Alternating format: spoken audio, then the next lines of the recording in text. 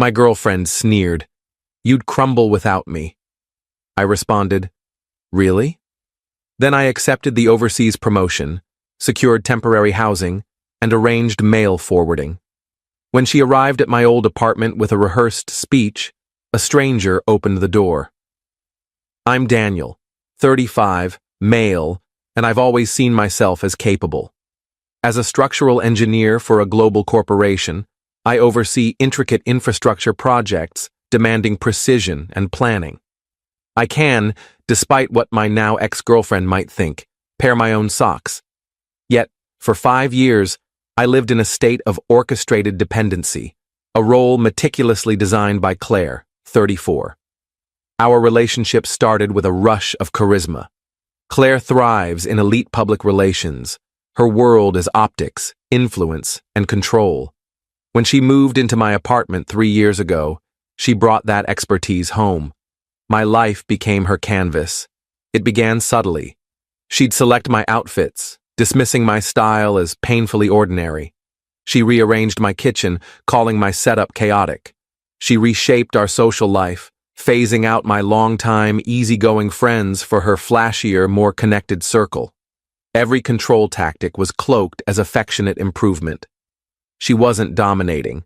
She was refining my existence. She wasn't isolating me. She was shaping our public image. And I, a man who values harmony over conflict, let it slide. It was simpler to yield on dinner plans or my wardrobe than face the same repetitive argument nightly. I was the frog in slowly heating water, mistaking the warmth for comfort. My one true escape is crafting intricate architectural models. In a small spare room, I have a studio where I've built replicas of the Brooklyn Bridge and the Eiffel Tower, detailed works requiring immense focus. Claire called it my hobby nook, and the models my cluttered trinkets. She didn't see the craftsmanship. She saw an immature quirk clashing with the polished couple she aimed to project. The breaking point came 2 months ago. My boss, Mr. Thompson, offered me a career-defining role. Lead engineer on our firm's flagship bridge project at the European headquarters. A 2-year assignment, a major promotion, and the kind of work I'd always dreamed of. I was thrilled for an hour until I got home and told Claire. I expected joy. Instead, she frowned, annoyed by the logistics. "Europe?" she said, eyes glued to her tablet. "For 2 years? What a pain. I'll need new contacts and shipping will be a mess. We'll have to store most of this tacky furniture." The "we" was instant and absolute. No discussion. She launched into plans for her new life, discussing preferred neighborhoods, the apartment she'd need for hosting, and how this was a chance to elevate our image globally. My career milestone was just a stage for her social climb. "I was thinking," I said carefully, "maybe I'd go alone for the first few months, get settled, find my bearings." She looked up, her face a mask of incredulity. She let out a sharp, mocking laugh. "Alone?" she scoffed, voice thick with condescension. "Please, Daniel, you'd never survive without me. You can barely pick a decent shirt. You'd be eating delivery and wearing crumpled suits in days. Don't be absurd." That was it. The water boiled over. All my achievements, my professional skill, my entire adult life erased by one biting remark. She didn't see a partner. She saw a hapless project, a high-earning asset she'd tamed. A calm resolve settled over me. Years of suppressed frustration crystallized into a single clear purpose. I looked at her, the woman who thought she'd shaped me, and decided. "Really?" I said, voice low. She missed the shift. "Obviously, darling. Now let's look at apartments." I didn't argue. I nodded, letting her think she'd won. The next morning, I walked into Mr. Thompson's office and accepted the promotion. The project started in 60 days. Then I began the most intricate project of my life, quietly untangling my existence from Claire's. I operated in 2 worlds. In one, I was the compliant boyfriend, nodding at her relocation plans. In the other, I was a man executing a precise exit. Step 1. The new life. I contacted my company's relocation team, explaining my relationship was ending and discretion was key. They were professionals, arranging a furnished corporate apartment for my first 3 months and a travel allowance, all communications sent to my secure work email. Step 2. The old life. I gave my landlord 60-day notice to end my lease, solely in my name, expiring August 15th. My flight was booked for August 14th evening. I used a service to find a new tenant, who signed to move in on August 16th. The apartment would no longer be mine after I left. Step 3. The possessions. This was the trickiest part.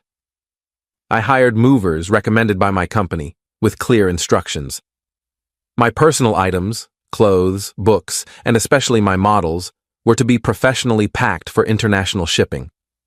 Claire's belongings were to be packed with care and moved to a high-end, climate-controlled storage unit in her name. I paid 3 months in advance. I told her relocation experts were coming to assess our move. Her arrogance was my cover. She was so focused on her European debut, she never checked the details. Step 4. The digital trail. I filed a mail forwarding request with the post office. I bought a new phone, set to activate with a new number upon leaving. The final weeks were surreal. I'd come home to Claire showing me photos of Amsterdam bistros, while I'd just confirmed shipping details on my lunch break. The most cathartic part was packing my models. I crafted custom foam cases, carefully wrapping each structure. One evening, Claire glanced into my studio. "Still messing with your little trinkets, Daniel? I need input on the new apartment's color scheme." "Just securing my old sketches," I said, voice even. On August 14th, my flight day, the movers had finished. My items were on a ship crossing the Atlantic. Her things were in storage. The apartment was bare. Claire was at a farewell brunch with her friends, planning to meet me at 6 p.m. for our shared flight. At 4 p.m., I stood in the empty apartment. I photographed the storage unit key and access card, left at the facility's office in her name. I texted her the image, address, and unit number. Then I dropped my old phone in an airport recycling bin. I boarded my flight, activated my new phone, and watched the ground disappear. No anger, no sorrow, just the steady hum of a new life beginning. It's been 3 weeks since I landed. My new city is vibrant chaos, my corporate apartment sleek and quiet. The job is more demanding than I'd hoped. The freedom is exhilarating, but overwhelming.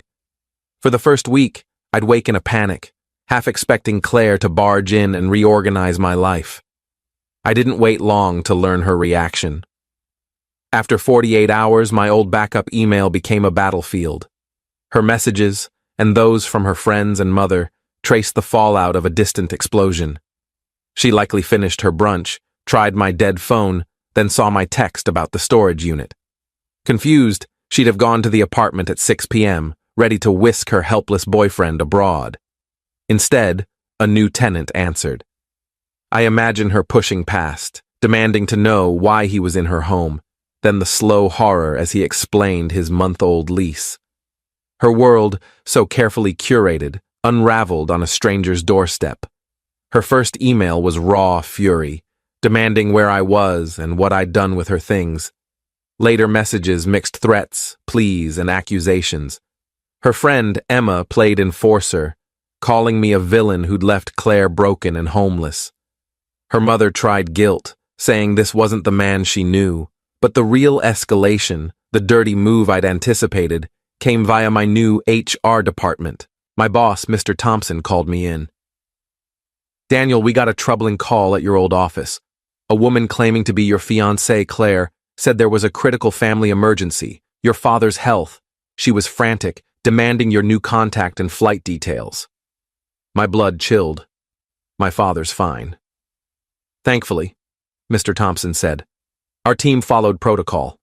Given your confidential relocation request, they flagged it as suspicious and withheld information. They said they'd contact you in a true emergency." She hung up. I explained everything: the controlling relationship, her "you'd crumble" comment, my choice for a clean break. He was supportive, but it showed how far she'd go. Days later, a call came to my new work phone from an unknown number. I had to face it. "Daniel, it's Emma." Her voice was sharp. "You need to fix this. Claire's crashing on my couch. Her life's wrecked because of you. She can't even get her favorite dresses because you hid them." I took a breath. "Hello, Emma. There's nothing to fix. Claire's life is her own. She was a guest in my apartment, which I no longer lease. Her things aren't hidden. They're in a storage unit. She has the key and address." "A guest? And she can't just get her stuff. She needs ID for the access list, and you didn't add her. You're unhinged." "An oversight," I said. "I've emailed the facility to grant her full access." "It's handled." "Handled?" she scoffed. "You destroy her life, and an email fixes it?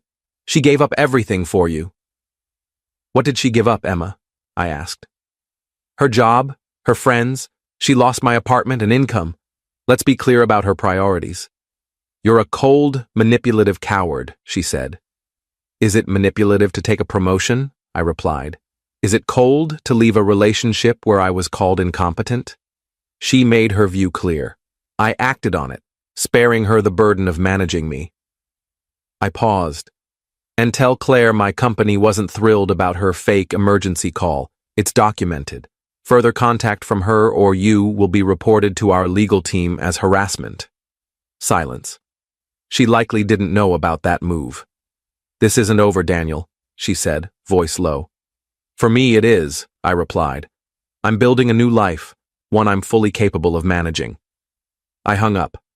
Days later, my company's legal team forwarded a formal email from a law firm representing Ms. Claire Moreau. The war had shifted to a new front. Final update.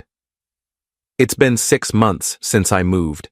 The initial chaos has settled into the steady, fulfilling rhythm of a life I'm crafting on my terms. My apartment is now a true home. I'm thriving at work and joined a local group for model builders.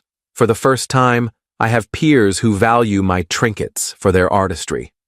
The legal fight was the last messy chapter. Her lawyer's letter was pure fiction. She demanded a large sum for emotional distress and abandonment. She claimed palimony for non-existent career sacrifices. The boldest demand was for half my assets, specifically naming my model collection as valuable, co-owned art. The irony of her trying to profit from the hobby she mocked was staggering. I didn't respond directly. My company's legal team, which supports international staff, handled it. Their reply was a calm, corporate takedown. Legal status. We weren't married, had no joint assets, and no legal partnership. Her claims lacked merit. The apartment. They provided the lease in my name and termination notice. Claire was a legal guest. Her possessions. They showed the storage unit contract, proving I'd preserved her property. The abandonment claim. They presented my signed promotion and relocation agreement, predating my departure, showing a planned career move. The counterclaim. They detailed her harassing emails and the fraudulent emergency call to my old office. The letter warned that further action would prompt a harassment complaint. Her response was silence. A week later, my legal team received a one-sentence email. Ms. Moreau was dropping all claims. Faced with a corporate legal team and potential charges, her bluff collapsed. My sister Lily shared the aftermath. Claire paid her lawyer's fees. After the 3 months I covered, she took on the storage unit's costly fees. She eventually moved her curated belongings to her parents' garage. Her stay on Emma's couch ended when Emma tired of playing therapist. Lily heard Claire took a second job to cover expenses, living in a small apartment, constantly lamenting how her cruel ex destroyed her life. No self-reflection. My revenge wasn't aggression, but radical independence. She said I couldn't survive without her. So I built a life proving her, and the part of me that believed her, wrong. In my apartment, my models sit on custom shelves. I'm working on my most ambitious project yet, a replica of the Öresund Bridge, a stunning Danish-Swedish structure. It's intricate, beautiful, a testament to what one can create with focus, patience, and vision. I don't hate Claire. I feel a distant sympathy. She's trapped in an image with no substance. She thought her talent was managing me. In reality, it was hiding her inability to manage herself. By leaving, I didn't just take her lifestyle. I took her project, and I reclaimed myself. I survived. More than that, I'm building something stronger, better, and entirely mine.